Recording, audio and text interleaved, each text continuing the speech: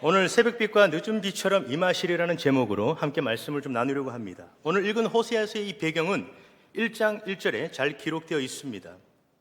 우시아와 요담과 아하스와 히스기야가 이어 유다 왕이 된 시대, 곧 요아스의 아들 여로보암이 이스라엘 왕이 된 시대에 부엘리의 아들 호세아에게 임한 여호와의 말씀이니라. 자, 남유다의 히스기야 왕과 북이스라엘의 이 여로보암 2세 치하 때라고 지금 기록하고 있습니다. 이때가 주전 8세기입니다. 주전 722년 북이스라엘이 아수르에 의해서 멸망당하게 되는데, 멸망이 다가오기 전에 부름받아 심판 메시지를 전한 인물이 바로 이 호세아였습니다. 이때를 조금 더 살펴보면 우선 다윗과 솔로몬 이래로 이스라엘 역사상 가장 발달하여서 이스라엘의 황금기라고 불리울 만큼 부국강병한 때가 이때였습니다. 여로보암 2세의 아버지 요아스가 당시 강국이었던 아람과의 전쟁에서 3번이나 이기게 되고 주변 세력으로부터 독립할 수 있게 됩니다. 또 여로보암 2세가 이스라엘을 41년간 다스리게 되는데, 이때 다윗과 솔로몬이 통치하던 땅을 대다수 찾았을 만큼 영토 확장 정책을 성공적으로 이끈 인물이 바로 이 여로보암이었습니다. 그리고 북쪽에는 아수르와 남쪽에는 이 애굽의 세력이 약화되어 갔을 때였습니다. 그러니까 국가 간의 침략도 사라졌고 영토 확장과 군사적인 성공의 결과로 거대한 부가 이 이스라엘 안으로 흘러 들어오게 됩니다. 당연히 건축이 화려하게 발달했고 물질의 풍요와 강력한 신흥 기족들을 만들어내게 됩니다. 그런데 문제는 국력은 강해졌고 많은 사람들이 부귀영화를 누렸지만 그 번영이 하나님에 대한 경외감으로 이어지는 것이 아니라 나라 전체가 사치와 향락에 빠져들게 되었고 바알을 향한 제사로 그 신앙이 타락하고 변질되고 맙니다. 그리고 가난한 약자들은 가진 자들에 의해서 억압과 착취를 당했고 돈 때문에 동족들 안에서 거래되어서 팔려가는 일들이 이스라엘 사회 안에서 벌어지게 되었습니다. 하나님은 그렇게 신앙이 타락하고 정의가 사라진 그 이스라엘 그 땅에 선지자 호세아를 세우시고 이스라엘을 향해서 심판을 선포하게 하신 겁니다. 우리가 잘 아시는 대로 호세아에게 음란한 여인 고멜을 맞아서 결혼을 하게 했고 음란한 자식을 낳게 하셨습니다. 그리고 결혼 후에는 그 집 밖에서 떠난 그 음란하고 방탕한 생활을 하고 있던 고멜을 다시 집 안으로 불러들여서 결혼 생활을 이어가게 합니다. 이스라엘의 타락이 얼마나 심한지를 지금 호세아와 고멜의 결혼 이야기를 통해서 실물로 교육하고 있는 것입니다. 그런데 그런 이스라엘의 죄를 들추어내고 심판을 경고하시지만 하나님의 속마음은 그 백성들을 다시 회복시키시려는 하나님의 간절한 마음을 담아서 호세아를 통해서 지금 알려주고 계시는 거지요. 그러니까 심판을 선언하셨지만 다시 하나님께로 돌아오면 이스라엘은 새로운 삶의 기쁨을 얻어서 회복될 것에 대해서 풍성하게 약속을 함께 기록한 것이 바로 이 호세아입니다. 하나님의 회복의 은혜를 묵상하다가 우리 조국 대한민국이 떠올랐습니다. 우리는 큰 아픔을 몇 차례 겪었습니다. 1910년부터 시작된 일제강점기를 35년이나 보냈고 그 5년 뒤에 1950년 북한의 6.25 침투로 3년간 이 나라가 황폐화되었던 곳이 지금 우리가 딛고 있는 이 땅 대한민국이었습니다.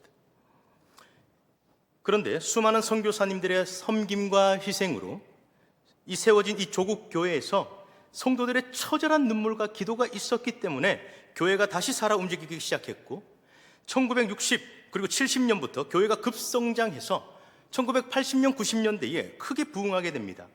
1945년에 35만 명이나 되었던 이 그리스도인들이 성도 수가 90년대에 이르면 1250만 명에 이르게 됩니다. 엄청난 부흥과 성장을 하게 되죠. 그뿐만 아니라 경제도 발전하게 되었는데 국회 예산 정책처에 따르면 작년 2024년 대한민국 경제 분석 보고에 따르면 1960년도에 그때부터 고속 성장한 대한민국 국내 총생산 GDP가 작년 2023년까지 재작년 2023년까지 60년이나 지나서 68배나 성장했다고 기록하고 있습니다. 세계 GDP 순위로는 여전히 10위권을 유지하고 있는 나라가 우리나라입니다. 보십시오. 작고 힘없는 우리 대한민국이 전쟁과 그 아픔을 겪고도 지금의 교회와 경제 수준으로 발전한 것은 기적 중의 기적이라는 것은 세계 모두가 알고 우리도 알고 있습니다. 그렇게 무너진 국가 토대를 일으킨 것은 우리 믿음의 선배들이 교회와 세상을 향한 복음 전파와 그리고 성도들의 그 간절한 기도와 섬김이 있었기 때문이라는 것을, 그 중심에 성도들의 기도와 교회에 그 헌신이 있었다라는 것을 우리 모두는 알고 있습니다. 그런데 그렇게 경제가 성장하고 교회가 부흥했지만 우리 믿음의 선배들의 그 믿음을 계승한 우리가 지금 하나님에 대한 경외로 계속 이어지고 주신 복들을 잘 지켜왔는가 하는 이 질문을 우리가 한번 던져볼 필요가 있다는 것입니다. 여기에 대한 것은 각자 한번 생각해 보시는 걸로 미루어 두고 현재 우리 앞에 닥친 현실을 한번 보십시오. 해외 이슈도 너무 많지만 시간 관계상 넘어가고 국내만 보더라도 정세가 밝지 않습니다. 고금리에, 고물가에, 저출산에, 고령화로 인해서 총인구가 감소하고 경제 이 성장 잠재력이 계속해서 위축되고 둔화된다는 것은 뉴스에서 계속해서 보고 있는 내용들입니다. 국내 자영업 폐업률도 심각합니다. 작년에만 96만 명이 폐업했다고 합니다. 5년 이내에 성장, 그러니까 생존할 수 있는 퍼센테이지가 20%입니다. 그 10개를 열면 5년 이내에 8개는 문을 닫는다는 얘기입니다. 물론 되는 데는 됩니다. 열심히 하고 게으르지 않고 최선을 다하면 됩니다. 그러나 살아가기가 무척이나 힘들다는 것은 부인할 수 없는 것이죠. 전국 상가 공실률도 계속 오르고 있습니다. 제가 이제 이 서연교회에 오다 보니까 중심가로 한 번씩 걸었습니다. 어떤 때는 상가 한번 보시면 한 집 걸러 한 집에 뭐가 붙어 있습니까? 임대가 붙어 있죠. 직장과 결혼을 포기하는 젊은이들이 많이 생겨납니다. 교회도 성도 수가 2000년대부터 감소했고, 특별히 우리가 다음 세대 외치고 있지만 다음 세대가 그 다음 세대를 교육할 주일학교가 심각한 수준으로 사라지고 있다는 것도 우리가 많이 듣고 있을 겁니다. 그럼에도 자녀들의 신앙 교육보다 입시와 사교육에 열을 내는 모습은 여전히 보게 되지요. 교회는 사회 속에서 지탄받습니다. 국내외 영화나 드라마에서는 기독교를 조롱하는 메시지로 도배되어 있습니다. 공교육에서도 우리 아이들의 성 정체성을 흔들어대는 일들이 이제 공공연하게 일어나게 됩니다. 이렇게 지구 반대편에서는 전쟁이 확대되고 국내로는 경제가 계속 위축되면서 서민들과 젊은이들이 살기 어렵다고 아우성을 치고 있습니다. 교회는 거대한 반기독교적 세력으로부터 도전을 받고 있습니다. 이런 것만 보더라도 우리 대한민국과 조국 교회는 위기라고 할 수 있습니다. 잘은 모르겠지만 성도님들의 가정 또 개인의 삶은 어떠하신지 한번 돌아보십시오. 분명한 건 우리 모두가 이런 위협과 엄청난 도전 앞에 그 중심에 우리는 서 있다는 것입니다. 그렇지만 위기라고 해서 가만히 있거나 보고만 있어서는 안 되지요. 우리 믿음의 선배들은 전쟁과 국가적 위기 앞에 나라를 위해서 기도했고 힘을 모았습니다. 회개와 기도로 국가와 교회의 위기를 극복했던 것입니다. 어떤 분들에게는 이런 위기가 와닿지 않을 수도 있겠습니다만 누군가에게는 간절히 회개하고 싶은 그런 분들도 계실 겁니다. 하나님이 아닌 것들로 만족하며 살아갔던 것들, 자녀들에게 신앙 전수보다 세상 성공을 강요했던 것들, 부동산을 더 갖고 지평수를 늘리는 것에만 관심 가졌던 것들, 그리고 세상이 어떻게 돌아가고 조국교회가 어떤 위협에 처해 있는지도 모른 채 안일하게 생각하고 무관심했던 것들, 그 모든 것들을 지금 돌이켜야 하는 것들입니다. 오늘 말씀대로 우리가 하나님께 돌아가서 회개하고 다시 결단하면 회복시켜 주신다고 약속하고 있습니다. 특별히 우리 각자가 바르게 세워지면 가정도 교회도 국가도 살아날 줄 믿습니다. 오늘 이 말씀이 우리 모두의 잠든 영혼을 깨우는 복된 말씀 되기를 주님의 이름으로 축복합니다. 우리를 둘러싼 위기로부터 회복하고 또 하나님의 복을 다시 누리기 위해선 세 가지가 필요합니다. 그 첫 번째는 하나님께 돌아가야 합니다. 1절부터 2절인데요. 오라 우리가 여호와께로 돌아가자. 여호와께서 우리를 찢으셨으나 도로 낫게 하실 것이요 우리를 치셨으나 싸매어 주실 것임이라. 여호와께서 이틀 후에 우리를 살리시며 셋째 날에 우리를 일으키시리니 우리가 그의 앞에서 살리라. 지금 호세아가 범죄한 이스라엘에게 여호와께 돌아가자고 외쳤습니다. 그런데 혹시 우리가 돌아가야 할 곳이 어디인지 아십니까? 하나님은 어디에 계실까요? 우리가 정확히 돌아가야 할 곳을 알아야 지금 그곳으로 향할 수 있는 것 아니겠습니까? 그런데 지금 우리는 이 본문을 대하면서 지금 어떤 장소를 말하는 게 아니라는 것을 잘 알고 있습니다. 하나님은 어디에든지 계시고 어떤 곳으로도 그분을 가릴 수 있는 것은 없다는 것을 잘 압니다. 반대로 사람도 하나님 앞에서 숨을 수 없고 하나님을 지울 수 없다는 것이죠. 그런데 하나님께 돌아오겠습니다. 이것은 거듭 말씀드리지만 어떤 장소로 돌아오는 게 아니라 우리의 마음을 돌이키라는 것입니다. 본문 바로 앞에 5장 31절을 한번 보시면 그들이 그 죄를 뉘우치고 내 얼굴을 구하기까지 내가 내 곳으로 돌아가리라 이렇게 기록되어 있습니다. 하나님께서는 이스라엘 백성들이 회개하기까지 그들에게서 떠날 것이라고 말씀했습니다. 특별히 여기 내 곳이라고 지금 기록하고 있는데 이것은 하나님이 마땅히 계셔야 할 곳을 말합니다. 하나님이 하나님 되심이 드러나는 곳, 하나님이 모든 피조 세계로부터 예배와 찬양을 받기에 합당한 그곳. 그런데 죄로 얼룩진 인간들의 그 자리는 거룩하신 하나님이 계실 곳이 아니니 하나님이 떠나셨다고 말합니다. 그러면서 내 곳으로 돌아갔다고 말씀하죠. 떠나신 이유를 5장에서 전체적으로 조금 말씀하고 있는데 그냥 귀로 한번 들으십시오. 이스라엘의 지도자들인 제사장과 왕이 타락했고 또 백성들이 음란과 우상 숭배에 빠지게 되었기 때문이라고 기록하고 있습니다. 그들 모두가 사람의 명령을 더 따르길 좋아했고 특별히 그들이 아수르의 도움을 구하며 의지했다고 기록하고 있습니다. 그런 이스라엘 백성들을 향해서 하나님이 어떻게 반응하시냐 하면 5장 6절입니다. 그들이 양떼와 소떼를 끌고 여호와를 찾으러 갈지라도 만나지 못할 것은 이미 그들에게서 떠나셨습니다. 자, 하나님께서는 백성들이 여전히 죄악 가운데 있으면서도 여호와께 예배 행위를 하고 있는 그 위선적인 그들을 향해서 만나 주시지 않고 있는 장면이지. 오히려 그런 자들에게서 돌아서심으로 그 자리를 떠나버리셨습니다.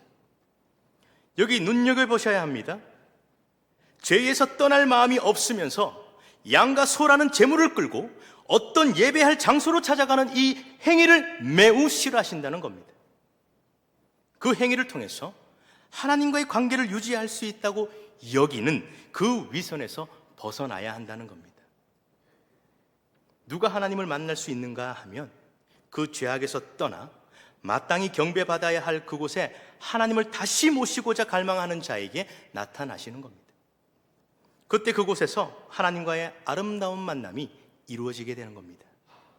이 말씀을 읽다가 이스라엘의 이 이중적이고 형식적인 제사의 모습이 그들만의 모습이 아닐 수도 있다는 것을 조심스럽게 저부터 한번 들여다보게 됩니다. 우리 안에도 하나님보다 더 가깝고 또 은밀히 품고 있는 것들이 있을 수 있습니다. 그런 우상들로 하나님을 더 깊이 만나지 못하게 하거나 그저 형식적인 예배 모습으로만 머물도록 방해하는 것들이 있을 수 있다는 것이죠. 그게 무엇인지는 우리 각자가 제일 잘 아는 것들일 텐데요. 중요한 것은 만약 그렇다면 그 자리에 하나님이 안 계실 수도 있다는 것을 우리가 생각해 봐야 한다는 겁니다. 성경은 하나님이 떠나신 그 죄악의 자리에서 나도 떠날 때 그때 하나님과 진정으로 만남이 이루어지게 된다는 것을 말씀하고 있습니다. 그렇다면 하나님이 기뻐하시지 않는 것들로 지금 그것들을 그 장소에서 제거하고 하나님이 예배받고 높임받을 수 있는 장소로 바꾸어 내야 된다는 겁니다. 그것이 마음을 돌이키는 것이고 그게 여호와께 돌아가는 것입니다. 일상의 형식적인 제사에서 벗어나고 진정한 회개와 용서를 구하고 상한 심령으로 기도와 눈물을 하나님께 드릴 때 회복되는 겁니다. 그렇게 회개할 때 하나님은 회복을 약속하셨는데요. 1, 2절입니다. 제가 다시 한번 읽어드리겠습니다. 오라 우리가 여호와께로 돌아가자. 여호와께서 우리를 찢으셨으나 도로 낫게 하실 것이요 우리를 치셨으나 싸매어 주실 것임이라. 여호와께서 이틀 후에 우리를 살리시며 셋째 날에 우리를 일으키시리니 우리가 그의 앞에서 살리라.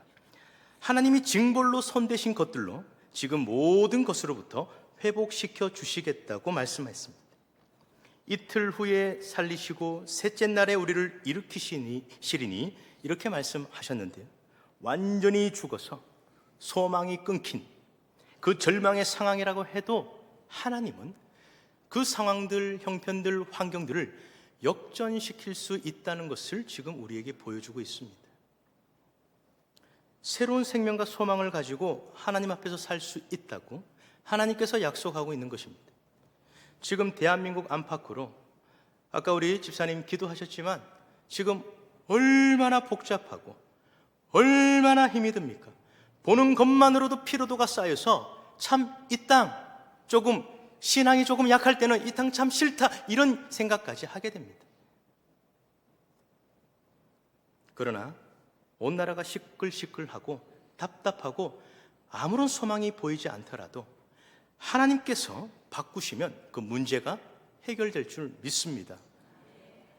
또한 우리 서영교회도 마주하는 여러 가지 환난, 여러 가지 어려움들 있겠지만 감히 말씀드릴 수 있습니다. 괜찮습니다.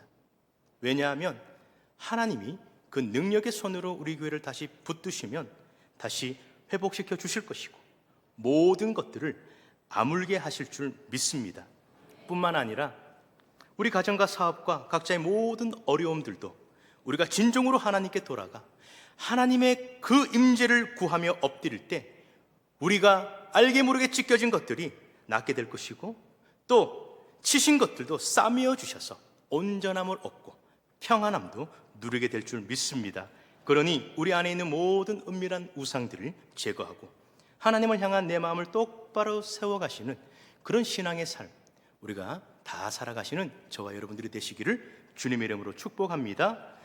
자, 위기를 둘러싼 모든 것들을 회복하고 또 하나님의 복을 다시 누리기 위해서 우리가 기억해야 될 것 두 번째는 여호와를 알자입니다. 3절입니다. 3절은 우리 같이 한번 읽어보겠습니다. 시작. 여호와를 알자. 힘써 여호와를 알자. 그의 나타나심은 새벽빛같이 어김없나니 비와 같이 땅을 적시는 늦은 비와 같이 우리에게 임하시리라 하니라. 아멘. 아멘. 자, 호세아는 여호와께 돌아가자고 외쳤는데 그 목적이 무엇인지 알려줍니다. 바로 하나님을 알아가기 위해서입니다. 여기 안다는 것은 깊은 관계를 통해서 얻은 어떤 이해와 경험을 말하는 겁니다. 자, 그러니까 회복이 필요한 백성들에게 진정으로 필요한 것이 무엇인지를 지금 보여주는데 그건 바로 하나님과의 깊은 관계를 통해서 얻은 하나님에 대한 그 분명한 지식과 그 뜻에 대한 것들입니다. 호세아는 이스라엘이 타락한 이유를 하나님을 아는 그 지식이 없어서라고 계속 고발했습니다. 오늘 오전에도 한번 읽으셨던 말씀인데요. 제가 다시 한번 더 읽어드리겠습니다. 귀로 들으시면 됩니다. 4장 1절인데요. 이스라엘 자손들아 여호와의 말씀을 들으라. 여호와께서 이 땅 주민과 논쟁하시나니 이 땅에는 진실도 없고 인애도 없고 하나님을 아는 지식도 없고. 자, 그러니까 하나님과의 관계가 끊어진 그들은 하나님을 경험하지도 못하고 하나님을 모르니 당연히 하나님이 무엇을 좋아하시는지 무엇을 싫어하시는지를 모르게 되는 것이고 그렇게 하나님과의 관계가 없으니 하나님 없이 자기 마음대로 살아가게 된다는 겁니다. 보시면 이 암과 이 삶이 연결되어 있다는 것을 우리는 보게 됩니다. 하나님을 아는 지식이 없다면 당연히 그 삶이 하나님이 싫어하시는 하나님이 원하시는 삶을 살아갈 수 없다는 것입니다. 호세아는 하나님을 알지 못하는 이스라엘 백성들 안에 무엇이 있는지를 고발하고 있습니다. 그게 방금 읽었던 그 다음 절 4장 2절입니다. 오직 저주와 속임과 살인과 도둑질과 간음뿐이요 포악하여 피가 피를 뒤이음이라. 하나님 알기를 저버리는 자에게는 이렇게 악하고 추한 것들로 가득 차 있다는 것을 보여주고 있습니다. 그래서 호세아는 하나님을 알기 위해서 힘쓰라 이렇게 지금 말씀하고 있는데요, 여기 힘쓰다는 것은 뒤따르고 추격하다는 뜻이 좀 있습니다. 성도는 죄에 빠지지 않기 위해서 하나님을 알아야 합니다. 바르고 합당한 삶을 위해서 하나님의 말씀을 추적하고 추격하여 뒤쫓는 삶을 살아야 되는 것입니다. 그것이 아니면 다른 것을 쫓아 살아갈 수밖에 없기 때문에 그렇습니다.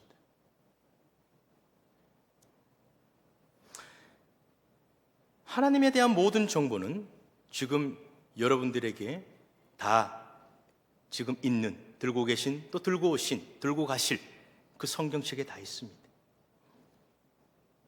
그래서 성도는 말씀을 공부해야 되는 겁니다. 많이 바쁘시죠? 벌써 일주일 스케줄이 꽉 차 있으시죠? 너무 전곡을 찔렀습니까? 그래도 이제 새해가 왔으니까요, 매일 성경 들어보셨죠? 자그마한 큐티책입니다. 4,500원 합니다.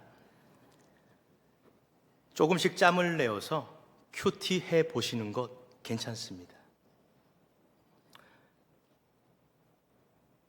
많이 바쁘시더라도 사무실, 그리고 가정의 골방, 너무 바쁘시더라도 요즘에 그런 제안들을 하면 너무 시대에 뒤떨어졌겠지만 화장실, 이런 곳에서 말씀을 조금씩 읽어 내려가는 그런 열심들 가지시면 좋을 것 같아요. 그런데 오전 설교도 들으셨겠지만 참 귀한 말씀이죠. 그렇게 배우고 새긴 그 하나님에 대한 지식들이 거듭난 지식이 되어야 할 것입니다. 아침부터 지금까지 정말 많이 듣고 배우고 하지만 그것들이 우리 삶의 그 현장에 나아가서 그 삶이 정말 삶이 되기 위해선 거듭난 지식이 되어야 한다는 것을 우리는 오늘 오전 설교에 풍성하게 들었습니다. 참 많은 반성을 했어요.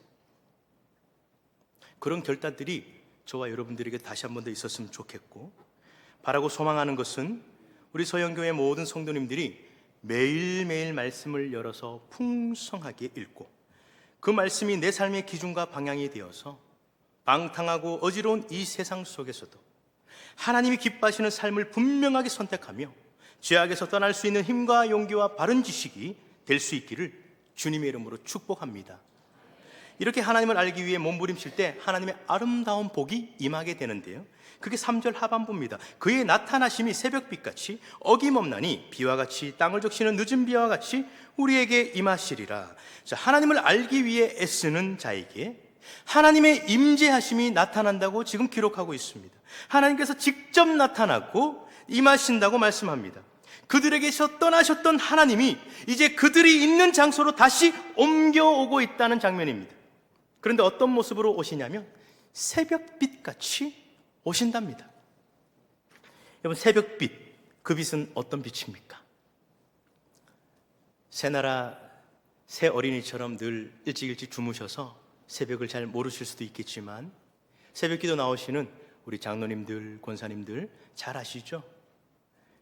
앞이 보이지 않는 짙은 어둠 속에서 저 멀리 여명의 빛이 비칠 때 어둠, 그 빛 주변에서부터 조금씩 걷어지는 그 장면 보셨을 겁니다. 그러다가 주위가 환해지고 시야가 밝아지게 됩니다. 이렇듯 우리를 둘러싼 수많은 문제들이 있고 그것들이 너무 캄캄해서 도무지 앞이 보이지 않는 어두운 상황이라 할지라도 하나님이 지금 다시 그 자리, 마음을 돌이켜서 회개하고 알기를 결단하는 그 한 성도의 삶에 지금 하나님이 나타나시면 그 인생들의 모든 어둠이 새벽빛 앞에서 물러가듯이 치유해 주신다는 것을 약속하고 있습니다. 또 비와 같이 땅을 적시는 늦은 비와 같이 임하신다고 말씀하지요. 비는 농작을 해서 소출을 해야 하는 가나안 지역에서는 필수적인 조건이라고 할 수 있습니다. 그런데 당시에 바알이 농사의 풍요로움을 주관한다고 믿었고, 그래서 모든 가나안 사람들은 바알을 숭배했습니다. 그래서 호세아는 이스라엘 백성들에게 농작에 필요한 이른 비와 늦은 비를 바알이 아니라 하나님이 내리게 하심으로 그 삶을 풍요롭게 해채우실 것을 약속해 주니 하나님께로 돌아와라, 이 말씀을 지금 하고 있는 겁니다. 하나님만이 이스라엘에게 참된 부요와 만족을 주시는 분이라고 호세아가 외치고 있는 것이죠. 이 복은 그 죄악의 길에서 돌이켜 회개하고 또 하나님을 알길 결단하는 자에게 주시는 약속입니다. 따라서 회개하는 것으로 끝나는 것이 아니라 가슴을 찢고 돌아와서는 하나님에 대해서 열심으로 배워야 되는 것입니다. 그 알을 통해서 하나님이 원하시는 게 무엇인지 말씀 안에서 배우게 되고 또 그 가르침대로 자신의 삶의 모든 방식과 태도를 바꿀 수 있기 때문에 그렇습니다. 그럴 때 새벽빛과 또 늦은 비가 우리 삶에 풍성하게 나타나게 된다는 것입니다. 이 약속의 말씀을 붙들고 하나님을 알아가시는데 열심을 갖는 그런 저와 여러분들이 되시기를 주님의 이름으로 축복합니다. 자, 마지막 세 번째는 여호와의 인애를 베풀라입니다. 4절부터 6절인데요. 같이 한번 읽겠습니다. 4절부터 6절입니다. 시작. 에브라임아, 내가 네게 어떻게 하랴? 유다야, 내가 네게 어떻게 하랴? 너희의 인애가 아침 구름이나 쉬 없어지는 이슬 같도다. 그러므로 내가 선지자들로 그들을 치고 내 입의 말로 그들을 죽였노니 내 심판은 빛처럼 나오느니라. 나는 인애를 원하고 제사를 원하지 아니하며 번제보다 하나님을 아는 것을 원하노라. 아멘. 자, 하나님은 자신의 백성들의 삶에서 자비가 무너진 것에 대해서 한탄하고 계시는 겁니다. 너희의 인애가 아침 구름이나 쉬 없어지는 이슬 같다고 했습니다. 아침 구름은 안개로 좀 번역할 수 있겠는데요, 안개나 이슬은 해가 돋으면, 해가 뜨면 금세 없어지는 것을 말합니다. 하나님의 놀라운 긍휼을 입은 그들에게서 하나님의 인애가 이처럼 그 개인과 이스라엘 사회 내에서 없어진 것을 보고 놀라워하며 책망하고 있는 장면인 것입니다. 그래서 이슬로 묘사하면서 지금 호세아가 책망하는 겁니다. 이렇게 하나님의 자비가 사라진 이스라엘 사회는 어떤 모습인지 우리가 동시대 선지자 아모스를 통해서 조금 살펴볼 수 있습니다. 아모스 2장 6절부터 8절인데요. 찾으실 수 있는 분들은 찾으시고 어려우시다면 제가 읽어드리겠습니다. 아모스 2장 6절부터 8절입니다. 여호와께서 이와 같이 말씀하시되 이스라엘의 서너 가지 죄로 말미암아 내가 그 벌을 돌이키지 아니하나니 이는 그들이 은을 받고 의인을 팔며 신 한 켤레를 받고 가난한 자를 팔며 힘없는 자의 머리를 티끌 먼지 속에 발로 밟고 연약한 자의 길을 굽게 하며 아버지와 아들이 한 젊은 여인에게 다녀서 내 거룩한 이름을 더럽히며 모든 제단 옆에서 전당 잡은 오디에 누우며 그들의 신전에서 벌금으로 얻은 포도주를 마심이라. 그냥 들으셨겠지만 이 사회가 지금 어떤 사회인지, 얼마나 무너지고 망가졌고 피폐하고 황폐하고 타락했는지를 보여주고 있습니다. 아모스가 뭐라고 말합니까? 신 한 켤레로 가난한 자가 남의 집에 종으로 팔려가고 재물 때문에 사람의 인격이 짓밟히고 물건처럼 거래된다고 말합니다. 사회와 경제의 이 불평등과 가진 자가 없는 자를 착취하는 이스라엘의 현실을 지금 적나라하게 고발하고 있습니다. 그래서 하나님의 거룩한 이름이 지금 그곳에서 더럽혀졌다는 것입니다. 이때도 어김없이 각종 넘쳐나는 제사가 있었습니다. 하나님의 이름을 부릅니다. 부와 사치를 누리면서도 여전히 그들 주변에 가난한 자의 고통스러운 현실에 무관심하고 무감각했던 것들이 이 시대 지금 현실이었습니다. 이것이 심판의 이유가 되고 있다는 것입니다. 이처럼 교회가 그리고 성도가 그 지역의 필요를 돌보고 또 지역 주민들의 슬픔과 아픔에 공감하지 못한다면 참 슬픈 이야기라고 우리가 적용해 볼 수 있는 것입니다. 우리 서연교회가 코로나로 인해서 지역을 위한 섬김이 멈춰진 것도 있는 것 압니다. 그런데 참 감사한 것은 그럼에도 불구하고 우리 교회는 교도소 사역을 이어가고 있습니다. 그리고 발사랑 봉사도 하고 있고요. 그리고 평생교육대학으로 어른들을 섬기는 그런 복된 일들을 지속적으로 지금 이어가고 있습니다. 이런 것들을 우리가 더 확장하고 확대하면서 우리 교회만이 할 수 있는 것들이 무엇인지를 잘 의논해서 그렇게 하나님의 사랑을 주변으로 더욱더 넓혀가야 될 줄 믿습니다. 그럼에도 우리 주변 사각지대에 놓인 사람들이 있기 때문에 그것들을 면밀히 살피면서 지역 교회인 우리 서연교회가 할 수 있는 것들이 무엇인지 고민하고 할 수 있도록 해야 된다는 겁니다.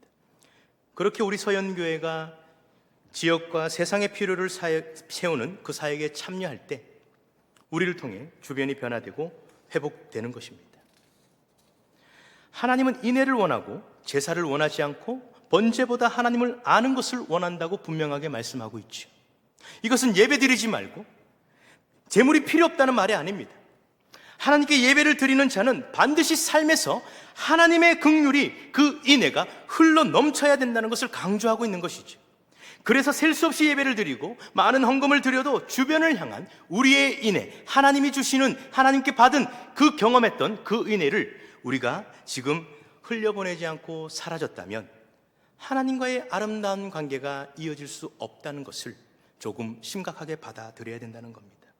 그렇지 않다면 우리의 모든 행위들을 하나님이 물리칠 수 있기 때문에 그런 두렵고 떨리는 마음으로 우리의 인애가 지금 어디에서 어떻게 흘러 넘치는지를 돌아볼 수 있어야 한다는 것입니다. 그런 의미에서 이 땅을 살아가는 우리가 얼마든지 우리의 권리를 행사하며 살 수 있지만 혹시 우리 주변에 가난하고 긍휼이 필요한 자가 있다면 우리가 가진 그 권리를 다 행사하지 않는 것도 하나님 앞에서 참 기쁨이고 복이 되겠다는 생각을 하게 됩니다. 일종의 자신의 권리를 조금 내려놓자는 말씀을 드리는 겁니다. 요즘 참 힘든 시대입니다. 혹시 이 자리에 우리 큰 건물주가 계십니까? 건물주 되고 싶은 분 말고 진짜로 건물주 계십니까? 계시다면 새 들어 사는 사람들이 혹시 힘들어하는 표정, 그런 좀 말투, 그런 뉘앙스, 그런 것들이 좀 보이면 조금 전셋값을 깎아 내려주시면 어떨까요?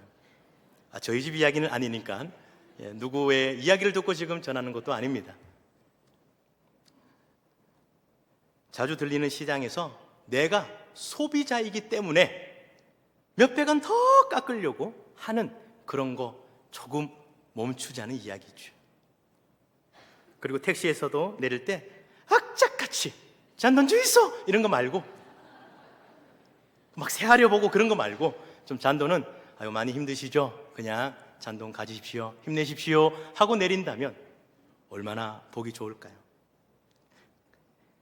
건물주든 소비자든 손님이든 자신이 가진 크고 작은 권리를 조금씩 포기하고 가난한 자들을 향해서 하나님의 인애를 베푸는 그런 실천들이 오고 갈 때 우리 주변이 조금 더 살만한 곳으로 변화될 줄 믿습니다. 그것이 빛과 소금의 역할입니다. 설교를 시작할 때는 우리를 둘러싼 거대한 세력과 위협과 또 세상의 위기에 대해서 말씀드렸지만 그런 문제를 회복하는 것도 사실은 우리의 삶의 작은 시작으로부터 실천해야 될 때라고 믿습니다. 나를 통해서 주변이 조금씩 변하기를 원한다면 오늘 말씀처럼 먼저 그 죄에서 돌이켜서 하나님께로 나아가야 될 때이고, 그리고 또 하나님이 원하시는 것이 무엇인지 말씀을 통해서 배우고 듣는 일에 힘쓰는 삶이 되어야 할 것입니다. 그리고 하나님을 알고 배웠다면 거기서 멈추는 것이 아니라 하나님 이 지식이 거듭날 수 있길 바라고 이 지식이 이 땅 가운데서 하나님 아름답게 실천될 수 있길 원합니다. 그래서 하나님의 사랑이 필요한 그런 이웃들에게 베푸는 삶이 된다면 교회도 지역도 우리를 통해서 치유되고 회복될 줄 믿습니다. 오늘 함께 나눈 회개와 배움과 베품, 아주 쉽게 제가 세 가지로 나눴는데요. 회개와 배움과 베품, 이 세 가지가 우리 개인과 가정과 교회와 그리고 온 세상을 바꾼 작은 디딤돌이 될 줄 믿습니다. 이 말씀 붙들고 이번 한 주를 살아가시는 저와 여러분들의 복된 삶이 되시기를 주님 이름으로 축복합니다.